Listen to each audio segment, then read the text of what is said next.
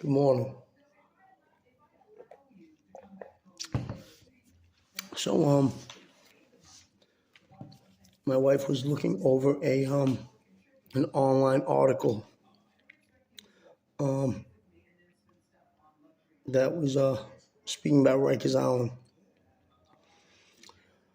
So, as she was reading, she came across something in the article that was referencing the history of Rikers Island. She passed the article over to me, and I started to read it and scrutinize it. And all I can say is I'm going to explain to my viewers what this article entailed. And believe me, you should sit down.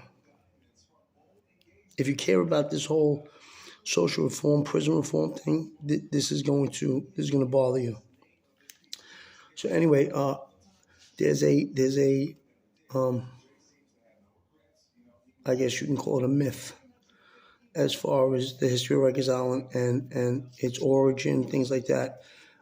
Guys in jail, there's a general consensus that Rikers Island originally or still currently belongs to a family called the Rikers family, and that they either leased the island to the city or sold or whatever the case is. That's the general consensus. That's not a fact. Rikers Island originally belonged to a New York City judge named Richard Riker. Okay, Richard Riker. He oversaw. Now this is in the 1800s, mind you. He oversaw cases that involved the capture or the recapture of runaway slaves.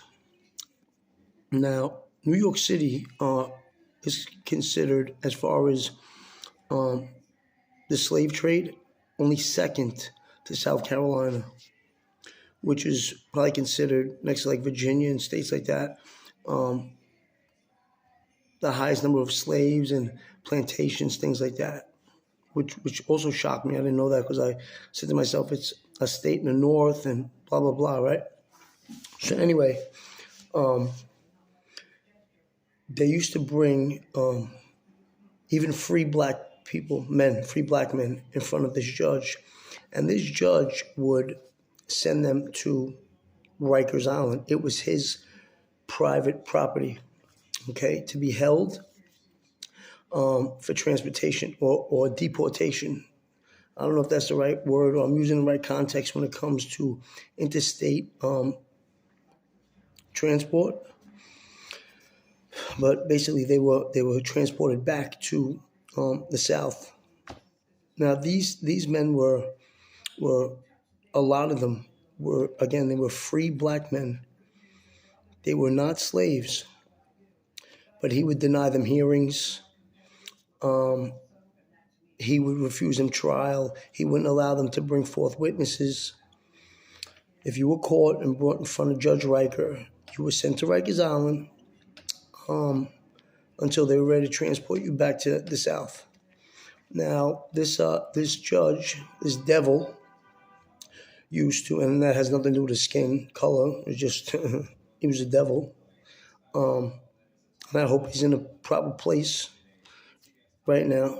Baruch, God willing.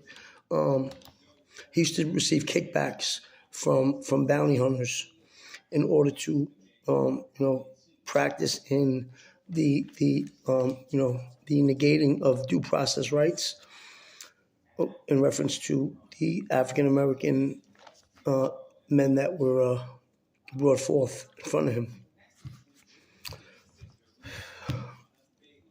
This went on for a long time. Now, the city took this property on, this island on, and it remains a jail to this day. Now, here's my thing. The 13th Amendment says you are not allowed to subject any U.S. citizen to any type of slave type You can't enforce any type of slavery, slave type practices to any member of the citizenry unless they're deemed a criminal, convicted criminal. Guys on Rikers Island aren't convicted criminals. They're being held for pretrial hearings, and until they receive their trial date, et cetera, et cetera. They're not convicted criminals at that point. They're still free men. The only reason they're being held is because they can't afford bail, or they can't be bonded, which is what a bail is.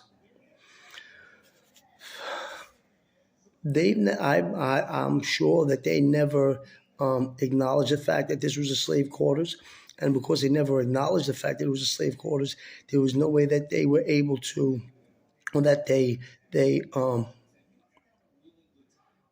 there was any type of process that went into effect to destroy either that notion, concept, et cetera, et cetera. So basically what I'm saying is it's still a slave quarters under the color of law, I would believe. Now, I'm not a fucking attorney by any means. I'm a douchebag ex-crook, right? But I'm pretty insightful, and I know the law a little bit, based on my experience dealing with law enforcement and the judiciary, right, in New York State. I would bet that still that could still be considered a slave quarters. It was never declared that it wasn't, and it's documented that it was. So basically, the city of New York is still subjecting free members of society to slave-like conditions. I don't think I'm wrong. I think I'm correct in this assertion. A lot of things that are going on, that have been going on, that if we don't pay attention, things are gonna get worse. They're getting bad already. I want you guys to start viewing my friend Reggie Grubbs. All right, his page is really eye opening. Me and him just started speaking yesterday. We do the same thing. We utilize social media as a way to inform the general pop of what's going on. And he's a good man, Reggie Grubbs. You can find him on TikTok, Instagram, whatever. What's up, Reg? And that's basically it. So anybody that's in the political sphere, you should look up what I'm saying, because about the Rikers Island thing. This is a serious thing. That means they're still subjecting people to slavery, legally in this day and age. See ya.